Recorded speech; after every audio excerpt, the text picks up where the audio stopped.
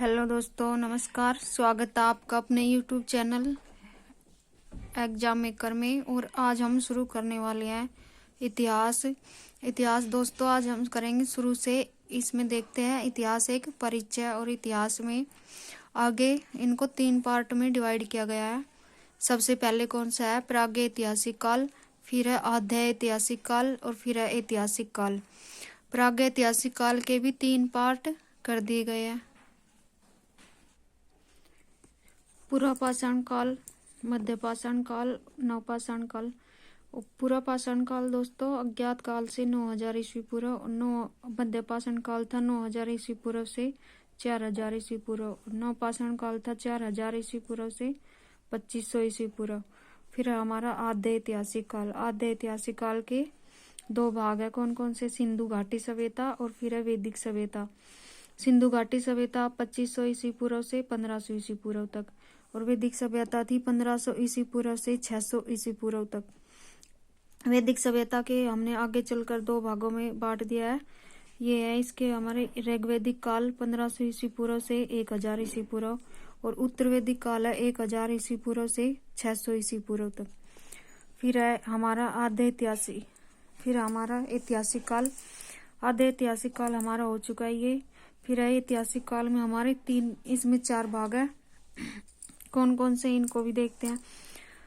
आद्य ऐतिहासिक काल में हमारे दोस्तों सबसे पहले प्राचीन भारत, फिर हमारा मध्यकालीन भारत, फिर हमारा आधुनिक भारत, और फिर हमारा आधुनिक विश्व। फिर हमारा आधुनिक विश्व। प्राचीन भारत में 600 ईस्वी पूर्व से 712 ईस्वी पूर्व तक, और फिर मध्यकालीन भारत था हमारा 712 ईस्वी से 1707 ईस्वी तक। फिर आधुनिक भारत हमारा 1707 से 1964 ईस्वी, और आधुनिक विश्व हमारा 14वीं शताब्दी से 1950 तक ईस्वी तक। फिर हमारा मध्यकालीन भारत को हमने आगे चल के कई भागों में बांटा है। इससे पहले हमारे यहाँ ये प्राचीन भारत। प्राचीन भारत के आगे हम देख लेते प्राचीन भारत को कितने भागों में बांटा। देखो, महाजनपद काल, फिर हमारा मगध साम्राज्य, मौर्य साम्राज्य, मौर्योत्तर काल, गुप्त साम्राज्य, और फिर हर्षवर्धन काल। महाजनपद काल था हमारा 6ठी शताब्दी ईस्वी पूर्व, और मगध साम्राज्य था 600 ईस्वी पूर्व से 300 ईस्वी पूर्व। फिर हमारा मौर्य साम्राज्य था 323 ईस्वी पूर्व से 184 ईस्वी पूर्व एवं संगम काल, जिसमें चेर, पांड्या, चोल ये मतलब कि इकट्ठा थे। फिर हमारा मौर्योत्तर काल 184 ईस्वी पूर्व से 313 ईस्वी पूर्व। फिर हमारा गुप्त साम्राज्य 319 से ईस्वी से 550 ईस्वी पूर्व। फिर हमारा हर्षवर्धन काल 606 से 606 ईस्वी से 647 ईस्वी। फिर हमारा आगे मध्यकालीन भारत के बारे में पढ़ते हैं। इसको हमने 2 भागों में बांटा, पूर्व मध्यकालीन और फिर उत्तर मध्यकालीन। पूर्व मध्यकालीन था 8वीं से 12वीं शताब्दी तक, 8वीं से 12वीं शताब्दी तक। और फिर हमारा उत्तर मध्यकालीन है 12वीं से 18वीं शताब्दी तक। फिर हमने पूर्व मध्यकालीन को भी आगे बांट दिया है। इसमें कौन कौन से थे? उत्तर भारत, फिर दक्कन। इसमें उत्तर भारत में थे कौन कौन? राजपूत, पाल और गुर्जर प्रतिहार। कौन से थे? राजपूत, पाल और गुर्जर प्रतिहार। फिर हमारा दक्कन में चालुक्य, पल्लव वंश और फिर राष्ट्रकूट।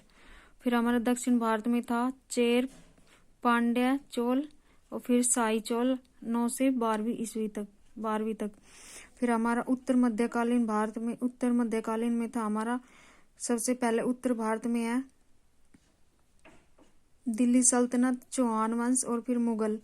सबसे पहले है दिल्ली सल्तनत, फिर चौहान वंश आया, फिर मुगल वंश आया। फिर हमारा दक्कन में विजयनगर आया, फिर बहमनी साम्राज्य। फिर हमारा दक्षिण भारत में चेर, फिर देवगिरी के यादव और फिर वारंगल के यादव, और फिर हमारा द्वार समुद्र के होयसल, द्वार समुद्र के होयसल। फिर है दोस्तों आगे हमारा शुरू होता है आधुनिक भारत।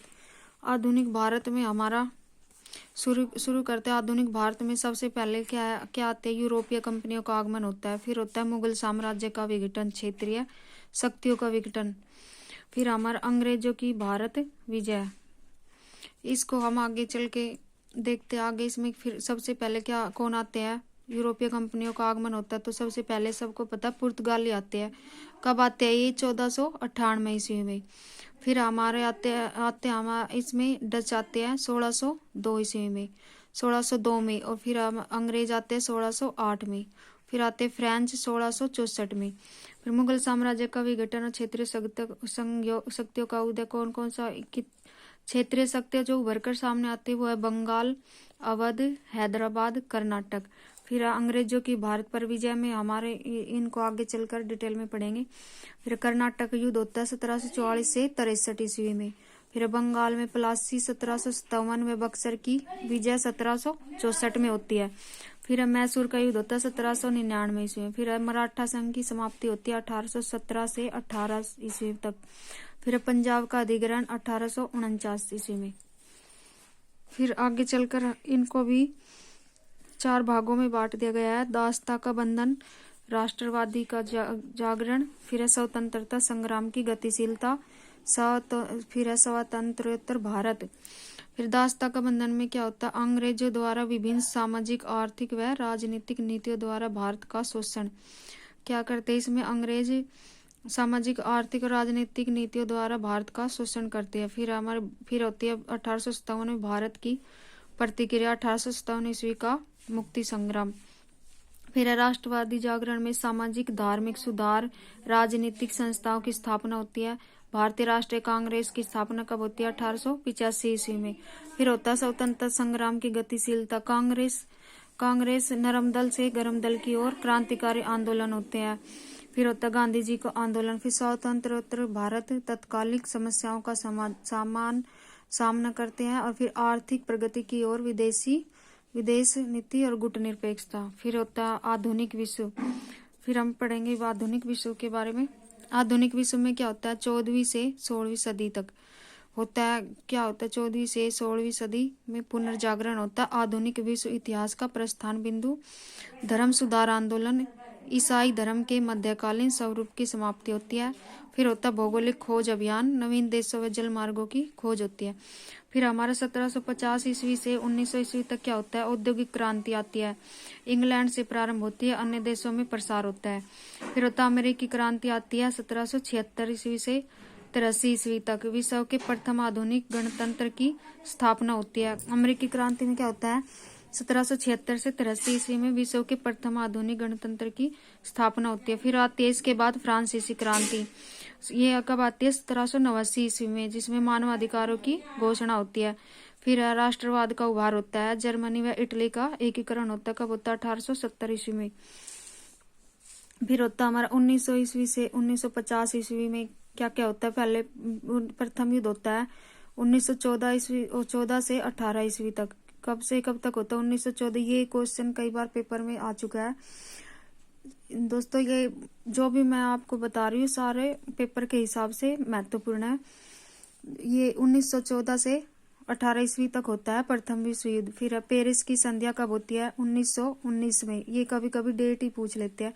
फिर होता है राष्ट्र संघ स्थापना होती है 1920 में। फिर इसके बाद क्या होता है, रूसी क्रांति आती है 1917 ईस्वी में। कब आती है, रूसी क्रांति आती है 1917 ईस्वी में। विश्व में प्रथम साम्यवाद और राज्य की स्थापना होती है। क्या होता है, विश्व में प्रथम साम्यवाद और राज्यों की स्थापना होती है। फिर होता है इसके बाद 2 विश्व युद्धों के मध्य यूरोप। फिर वाइमर गणतंत्र एवं नाजीवाद का उदय, मतलब कि जर्मनी का उदय होता है। इसको वाइमर गणतंत्र एवं नाजीवाद का उदय मतलब जर्मनी का उदय। फिर फासीवाद किसका, इटली का। फिर स्पेन का गृह युद्ध होता है। फिर द्वितीय विश्व युद्ध कब से कब तक होता है, 1939 से 1945 ईस्वी तक। 1939 से 1945 ईस्वी तक होता है। इसमें क्या होता है, संपूर्ण विश्व का युद्ध होता है। इतिहास का सर्वाधिक भयानक युद्ध था ये। और शांति स्थापना का इसमें क्या किया गया, नवीन प्रयास किया गया। तो धन्यवाद दोस्तों, इतना ही था आज की वीडियो के लिए। अगर मेरी वीडियो पसंद आई तो थैंक यू, धन्यवाद दोस्तों। पेपर के हिसाब से ये सारा डेट इम्पोर्टेंट है। धन्यवाद।